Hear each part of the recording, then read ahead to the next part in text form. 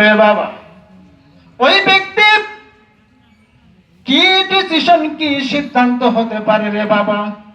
আল্লাহ ডাইকে ডাইকে বলবে, বান্দারে এখন তুমি নিজের চোখেই দেখো, তোমার নেকির পাল্লা যেমন গুনার পাল্লা তেমন, তোমার ফয়সালা কি হবে এবার তুমি জানো। বান্দা বলবে, আল্লাহ এই ফয়সালা তো আমি দিতে পারবো না, আমার জন্য সবচাইতে সহজ কোন রাস্তা আছে, আমার জন্য সবচাইতে ইজি কোন রাস্তা আছে, আমাকে সেটা দেখায় দেন। আল্লাহ বলবে, বান্দা এই যে হাসরের ময়দানে গোটা মানুষ আমি আজকে উঠাইছি রে, ও বান্দা দুনিয়ায় তো কত মানুষ ছিল তোমার আত্মীয় স্বজন, দুনিয়াতে না তোমার কত মানুষ ছিল বন্ধু বান্ধব, আজকে তোমাকে একটা সুবর্ণ সুযোগ দিলাম, এই যে তুমি তোমার গোটা আত্মীয় স্বজনদের সাথে দেখা করে আসো, কারো কাছ থেকে দেখো কি একটা সওয়াব তুমি নিতে পারো কিনা, কারো কাছ থেকে একটা সওয়াব তুমি কারো কাছ থেকে ধার পাও কিনা, কারো কাছ থেকে তুমি একটা সওয়াব নিতে পারো কিনা। তামাম মাঠ তুমি খুঁজতে থাকো। বান্দা কি করবে? বাঁধা গরু আছে না, যেই গরুকে কখনো ঘর থেকে বের করা হয় না রে বাবা, ওই গরুকে যদি একটা বার ছেড়ে দেওয়া হয়, ও কি করবে? ওই ইচ্ছা মতো কিন্তু দৌড়াইবে দৌড়াইবে, এদিক ওদিক যাইবে। জোরে কান ঠিক না বেঠিক? ঠিক। কষ্ট হচ্ছে বাবা? ও বাবা যে বাইরে আমার হাসরের ময়দানে ওই ব্যক্তি কি করবে? দৌড়ানো শুরু করে দিবে, এদিক ওদিক যাবে। যার সাথেই দেখা হবে বলবে, ও চাচা দুনিয়াতে আমি তোমার না ভাতিজা ছিলাম, দুনিয়াতে আমি না তোমার কত মহব্বতের ছিলাম, আমি ভাতিজাকে তুমি না খাওয়াইয়া কখনো খাও না, আমি ভাতিজাকে তুমি কত আদর করে কত সোহাগ করে দুনিয়াতে লালন পালন করেছো।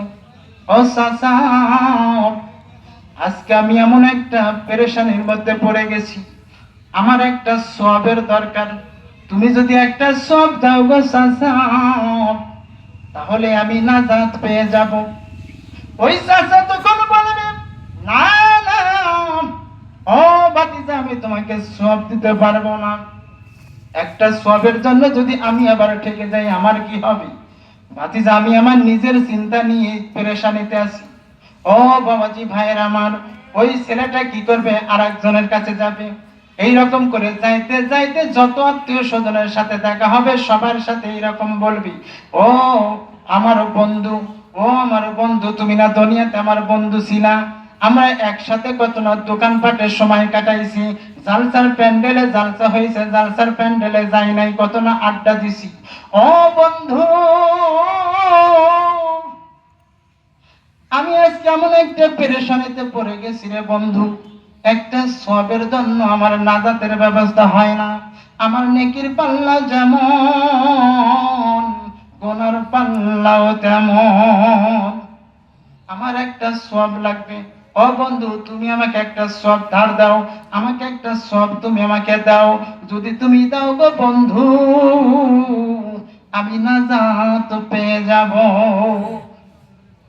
ও বাবা যে ভাইয়ের আমার, ওই বন্ধু বলবে, না না তুমি আমার বন্ধু হতে পারো না, তুমি আমার বন্ধু থাকতে পারো না, আমি তোমাকে একটা সওয়াব দিতে পারবো না, আমাকে যদি এরকম একটা পয়েন্টে এরকম একটা সময় আমাকে আল্লাহ দাঁড় করায় দেয়, আমি ওই সওয়াবটা কেমনে আনবো, কোত্থেকে আনবো?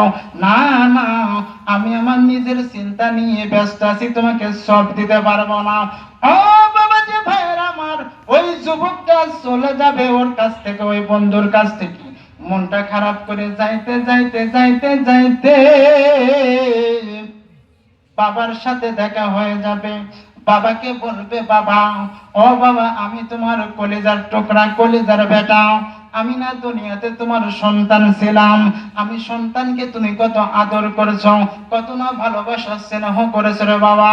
ও বাবা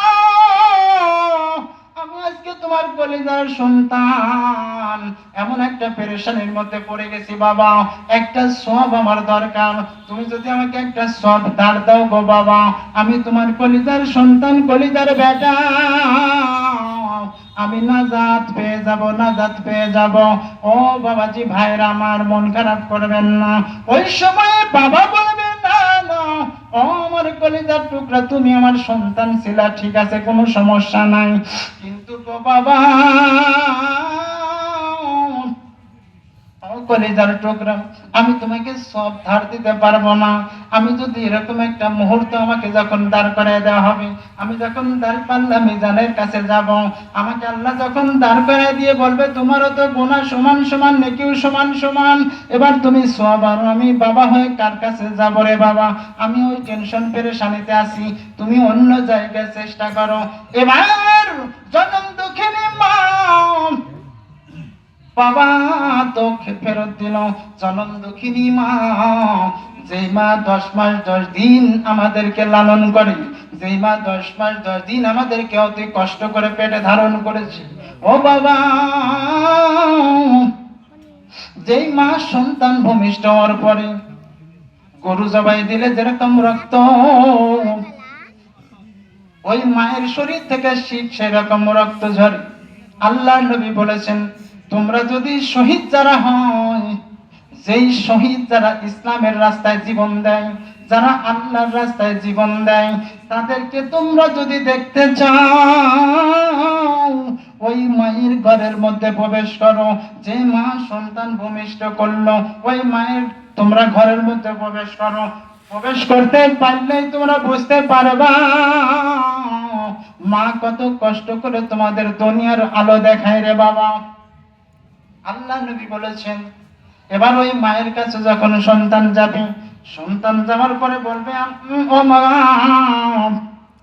আমি তোমার সন্তান, দুনিয়াতে কত কষ্ট করে আমাকে লালন করেছো, আমাকে খাওয়াইছো, পড়াইছো, ও মা, একটা সওয়াবের জন্য আমি আজকে ঠেকে গেছি, একটা সওয়াব দাও। জনম দুঃখিনী মা দিতে চাইবে না রে বাবা, না না, ও কলিজার টুকরা, আমি যদি ঠেকে যাই তাহলে আমার কি হবে? আমি তাদেরকে দৃষ্টি আকর্ষণ করে বলছি, তারা এখনো প্যান্ডেলের বাইরে আসে রে বাবা, হাতে ধরি, পায়ে ধরি, এরকম ভালো কাজ কিন্তু সব সময় জুটবে না, এরকম মাহফিল কিন্তু সবসময় আমাদের আনাচে কানাচে হয় না। আজকে এখানে যারা বসে থাকবা, নবীজি বলেছেন যতক্ষণ পর্যন্ত সবাই বসে থাকবে তাদের শরীরে 10টা করে সওয়াব দেওয়া হবে, তাদের আমলনামা থেকে 10টা করে গুনাহ কেটে দেওয়া হবে। জোরে কান সুবহানাল্লাহ। আমি যে আয়াতটা আপনাদের সামনে তেলাওয়াত করেছিলাম, ইয়া আইয়ুহাল্লাযিনা আমানু ওয়াত্তাকুল্লাহা হাক্কা তুকাতিহি ওয়া লা তামুতুন্না ইল্লা ওয়া আনতুম মুসলিমুন। আল্লাহকে ভয় করো, ভয় করার মতো করো। আমি আল্লাহকে ভয় থেকে তোমাদেরকে যেন 1 ইঞ্চি কেউ সরাইতে না পারে। ইল্লা ওয়া